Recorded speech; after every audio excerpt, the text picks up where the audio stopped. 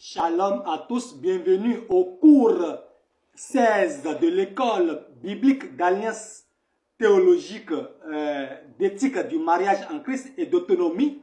Donc nous avons dit que nous allons revenir sur l'autonomie, la planification, l'économie, l'autonomie des foyers, des familles. Donc nous sommes au cours 16 donc, de l'éthique du mariage, d'alliance et de l'éthique du mariage. Et nous avons déjà parlé que de la condamnation de Dieu, du Seigneur éternel Dieu, contre les rapports sexuels avant le mariage, hors mariage, la condamnation de Dieu contre l'homosexualité, le mariage monogame qui est la volonté de Dieu. Dieu n'a jamais approuvé la polygamie, l'amour parfait bannit la polygamie. Nous avons parlé de la loi des magistrats. Nous ne pouvons pas parler de l'éthique sans parler de la loi, sans parler des magistrats, sans parler de la sanctification, etc. Et en parlant de la loi, la loi civique, par exemple, Dieu aussi, le Seigneur Jésus a dit aussi, donne à César ce qui est à César, et la loi civique en dehors de la loi cérémonielle, en dehors de la loi diététique, etc. Il y a la loi civique. Et par exemple, Dieu dit, il ne faut pas voler. Et quand, par exemple, tu prétends, tu escroques les gens, or tu n'es pas président d'association avec des membres adhérents.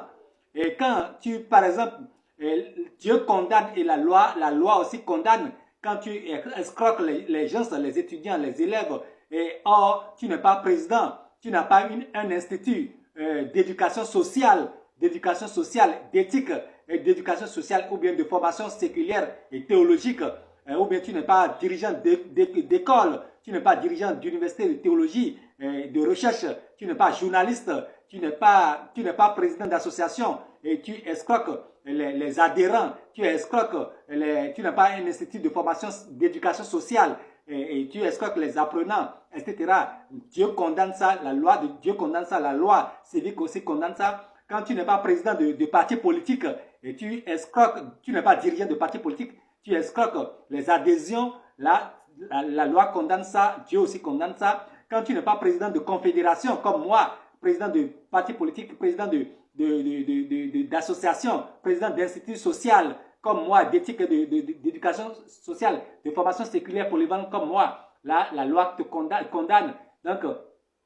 Donc tu es un voleur, tu n'es pas président de formation séculière, d'école de formation séculière, tu n'es pas président d'institut social, d'éducation sociale, tu n'es pas d'éthique et autres, de forces d'éthique, tu n'es pas président de confédération de partis politiques et tu escroques les adhérents ou bien les éducateurs, les trucs là. Tu n'es pas un éducateur, un professeur, enseignant, donc tu es dans l'escroquerie. Et la loi condamne ça, la loi civique aussi condamne ça. Tu n'es pas président de confédération, tu n'es pas président de fédération comme moi, tu n'es pas président d'association, de fédération, de confédération comme moi, alors tu es un voleur. Tu n'es pas président de groupe d'actionnaires, d'entrepreneuriat séculier, comme moi, tu es un voleur, tu n'es pas un journaliste, etc., etc.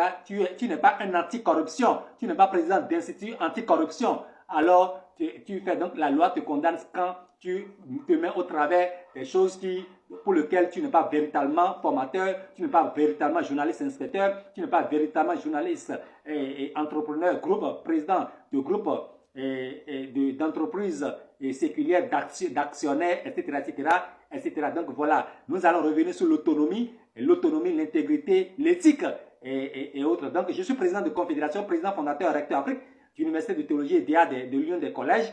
Je suis donc président de confédération africaine des associations de familles et églises, président de fédération, président et donc des églises missionnaires H du Royaume des Cieux et Marc, SUMPRC, etc. Cotonou, SHH Cotonou, BP 17 Zimbi Agome Kaladi, Cotonou, 3 différents immeubles Cotonou et le Bénin qui est le siège Afrique. Donc nous étions dans l'éthique du mariage et donc la loi condamne, Dieu condamne le vol, l'escroquerie des apprenants, des adhérents aux fédérations, aux associations dont tu n'es pas dirigeant, aux confédérations dont tu n'es pas dirigeant, les campus tu n'as pas de campus officiel, tu n'as pas dirigeant d'institutions officielles avec des démembrements partout en Afrique, partout dans les 77 communes du Bénin. Donc, comme moi, la loi va te condamner. Donc, il faudrait avoir une autorisation officielle et certifiée par la Cour suprême comme nous le faisons depuis 2007 et avec notre diplôme de mariage, de doctorat, de baccalauréat, de théologie, de missiologie pour le royaume des cieux, et officiellement reconnu un peu partout, et d'éducation de langue, d'apprentissage de langue, etc., etc. Donc voilà, comme moi. Donc, les contacts n'ont pas changé depuis 25 ans, aux plus 229, 97, 53, 55, 93. Donc, nous sommes sur l'éthique du mariage. L'alliance théologique chrétienne du mariage suivant la volonté parfaite de Dieu dans les 66 livres de la Bible.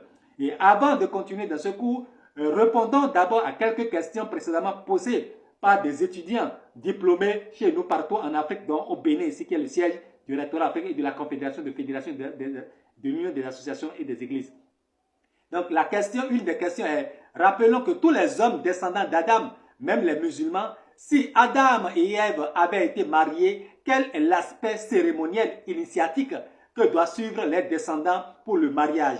Et ma réponse en qualité de journaliste, écrivain, journaliste, inspecteur, théologien, enseignant, conférencier, théologien depuis des années, depuis 23 ans, et théologien, professeur d'éthique, président Afrique et fondateur d'université, président de fédération, et etc., formateur, professeur d'eschatologie, de géostratégie, d'apocalypse, etc., révérend docteur, professeur Adeba Frank Romeo Olufome, donc d'études bibliques, collège d'études bibliques et théologie.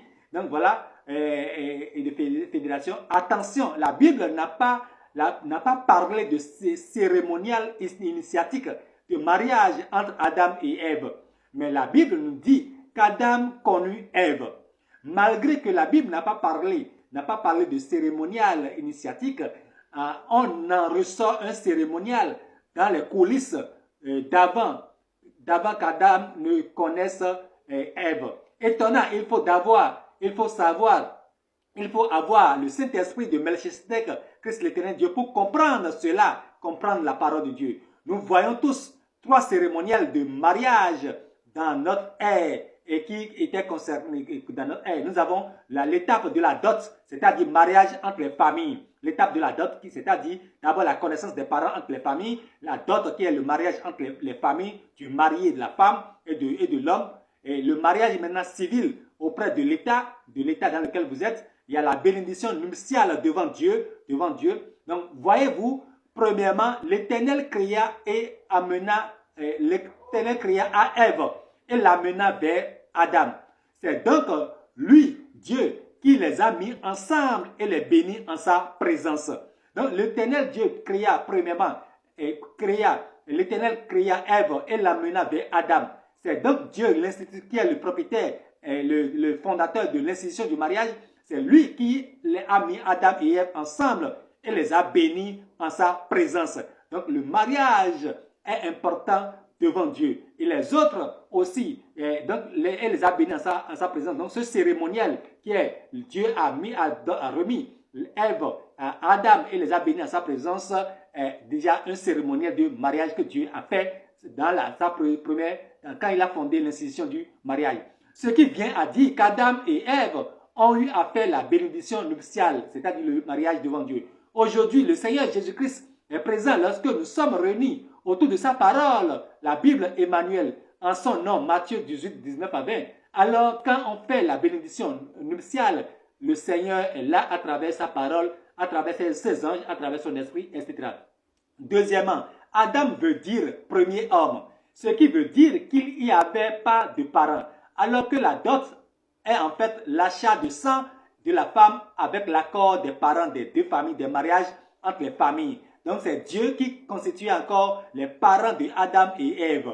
Donc il n'y avait pas de parents et Adam était premier homme. Donc il n'y avait pas de parents pour que Adam puisse faire la dot, le mariage familial. Donc sinon, c'est Dieu même qui était le parent et qui s'en est occupé de toutes les étapes du mariage. Donc la question donc voilà, la question de alors comment Adam pouvait-il faire la dot à Ève? Remarquez qu'Adam, puisqu'il y eut des descendants, la dot a été instituée et même le Seigneur Jésus-Christ a assisté à une dot. Le Seigneur Jésus-Christ a assisté à une dot aux noces de Canaan. Ce qui veut dire que cela est aussi accepté et agréé par le Seigneur Jésus-Christ qui a institué le mariage. Troisièmement, le mariage civil est une institution des hommes, des autorités publiques établies par Dieu. Les autorités publiques ont été établies par Dieu, les magistrats et autres là sont établis par Dieu et ils travaillent pour Dieu. Le Seigneur Jésus-Christ l'a dit. Et Bien vrai que le mariage civil ne fut pas dans la Bible, mais le Seigneur Jésus-Christ lui-même établit les autorités afin qu'ils aient des lois et des normes